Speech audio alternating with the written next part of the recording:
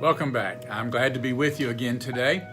Over the course of kind of a long time, I have amassed a collection of cups. It's not anything that I have set out to do or to try to collect things like other people do. I have one from Starbucks that has to do with the state of Tennessee.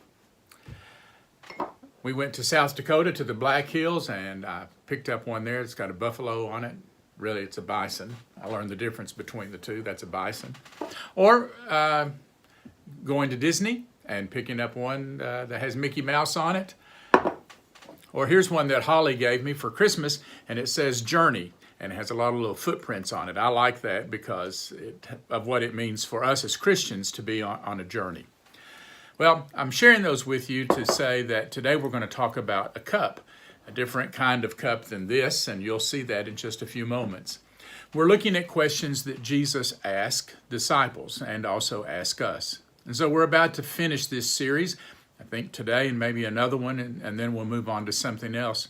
But today we're going to be looking at John chapter 18. If you want to follow with me in a Bible, then please do. I'll give you a minute to be able to find that and to open up to that passage.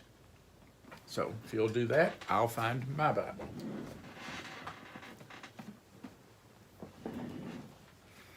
Okay. John chapter 18 begins with these words. When Jesus had spoken these words, he went with his disciples across the Kidron Valley, where there was a garden, which he and his disciples entered.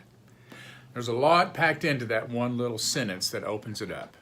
After he had said these things, chapters 13 through 17, we've talked about that farewell discourse where he is preparing his disciples for when he's going to leave. And so after he has said these things, now he's ready to move on to the next phase. They left the upper room, they moved eastward, they went down into the Kidron Valley and crossed that valley and began to climb up the Mount of Olives, and they came to a garden, a place where they met quite often. Judas must have known this place and assumed that Jesus would go there, because verse 2 says, Now Judas, who betrayed him, knew the place, because Jesus had often met there with his disciples. Judas came to the garden, guiding a detachment of soldiers and some officials, and this would be the temple guard, some officials from the chief priest and the Pharisees. They were carrying torches, lanterns, and weapons. This was kind of a large delegation to come after one man. Really, it wasn't needed, especially since this was during the Passover. During the Passover, there's a full moon. So it's not like Jesus could have tried to run away and they wouldn't be able to find him. This was a full force or picture of force. That's really what it was, to try to intimidate him. Then it says, Jesus, knowing all that was going to happen to him, went out and asked them, Who is it that you want? Jesus of Nazareth, they replied. I am he, Jesus said. And when he said, I am he, they drew back and they fell on the ground. Jesus, knowing what's going to happen, didn't run, even though he could have. Instead, he moved forward and he gave himself up. He identified himself. He is not going to be arrested by this multitude of people, but instead, they're not going to take his life from him, as John will later tell us. Jesus will very gladly lay down his life for them. And so he said, Who are you looking for? And they said, We're looking for Jesus. And he said, I am he. And the soldiers recoiled so much that it caused them to fall on the ground. Here were these men who were trained to track down criminals, but they weren't prepared for this great theological affirmation that Jesus was going to make about who he was. Jesus was so in control of this situation that he could even name the conditions of his surrender. He said, Let these men go.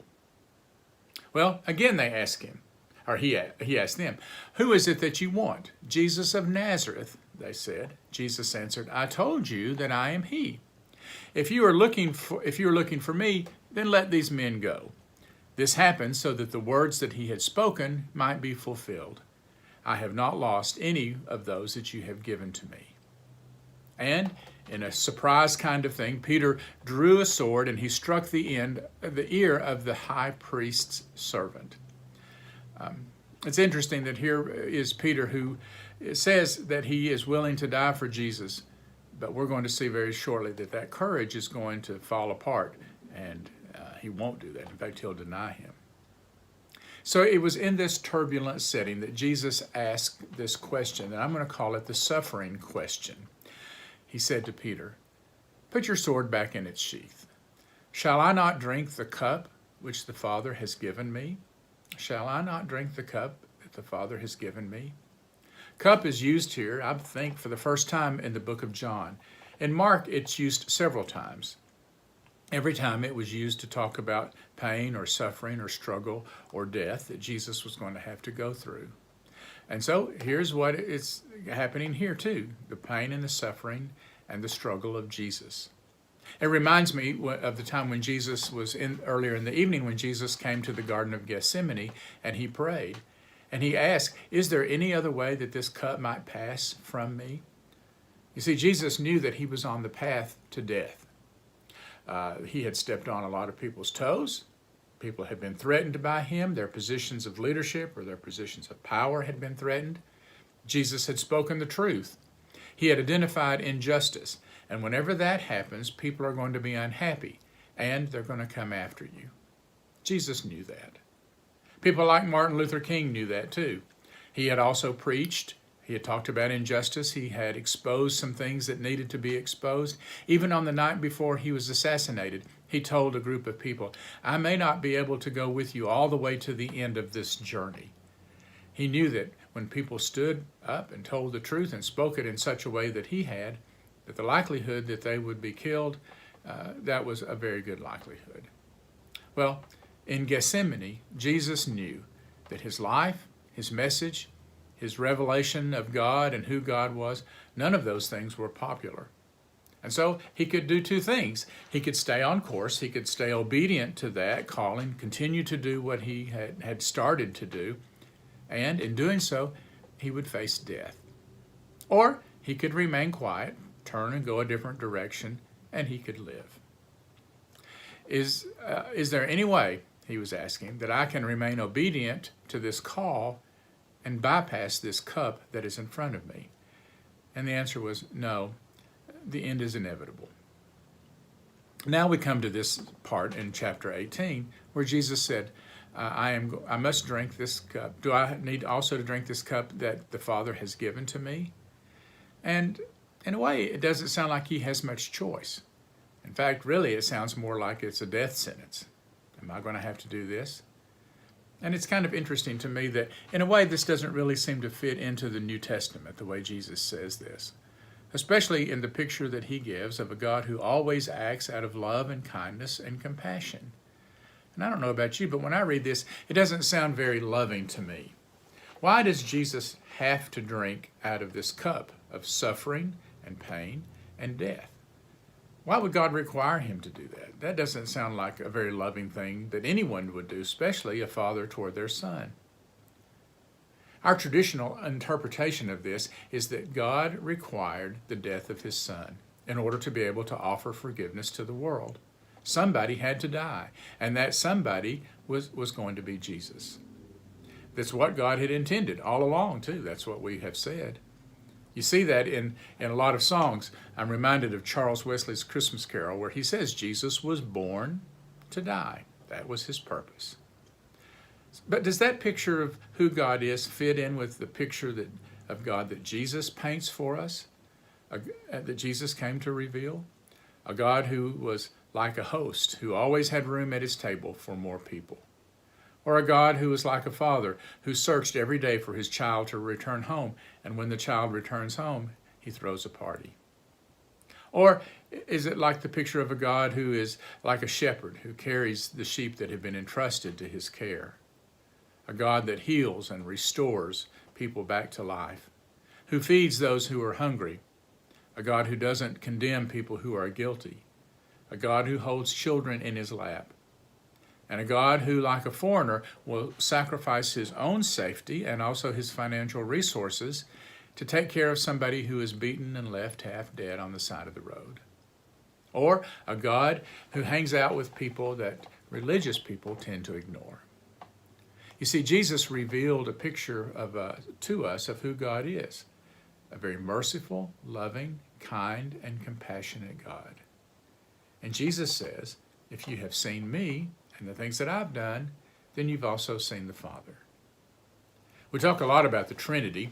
A lot of times we don't fully understand it. We still seem to think of everything, Father, Son, and Holy Spirit, as separate entities, more than we do that sense of them being combined and overlapping in their work.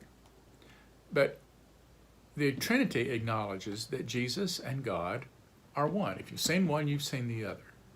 And so this cup of suffering that Jesus talks about is not a cup that God had planned for somebody else to drink. It's a cup that he was willing to drink himself. He was willing, and continues to be willing, to enter into our suffering and into our pain, even our death. And he did that very thing. Now, Peter didn't understand all of this. This act of courage that he had of chopping off the guy's ear, he was trying to say, Jesus, I'll follow you everywhere. I will take care of you. I'll protect you, and I've got my sword to do that. He wanted Jesus to be, to avoid and to be spared of this cup. That's pretty much how we are, isn't it? We don't like suffering. We don't like struggle. We don't like death. Instead, we're more comfortable with things like growth and success and being accepted. But at the heart of this story is what happens in Gethsemane. Because without that cup of suffering and pain and death, there wouldn't be any good news. There wouldn't be any gospel for us to share. Jesus chose those things that were foolish to confound the mighty. That's what Paul says. One day it was a towel and a basin of water. Another day it was prayer and forgiveness. Another day it was to turn the other cheek or to walk another mile. And then at the end, he took a cup and he drank all of the hurt and all of the pain, all of the suffering, and all of the death that the world could offer him. Over the years, as I have served a number of places, as pastor and I look out at a congregation, I see people who are suffering and struggling, people who are dying, people who are facing terminal illnesses, whose bodies are wearing out and falling apart, families that are living with immense kind of burdens, marriages that are trying to recover from an affair, people who have things like arthritis and they can barely get out of bed or move, people who have experienced bankruptcy and are tremendously embarrassed and having to start all over again. I believe the good news of the New Testament is that it is our God who shares our pain and our suffering and even our death. And so when Jesus says, "Shall I not drink of this cup that the Father has given to me?" He's saying, we've got a God who enters that with us. So our question for us to think about, that I want to invite you to think about, is what cup has God given to you? And are you willing to drink from it, even if you find it hard to do? What is that cup that he has for you? Think about that this week, and then we'll come back together, and I think we'll wrap up these questions that Jesus asked out of the Gospel of John.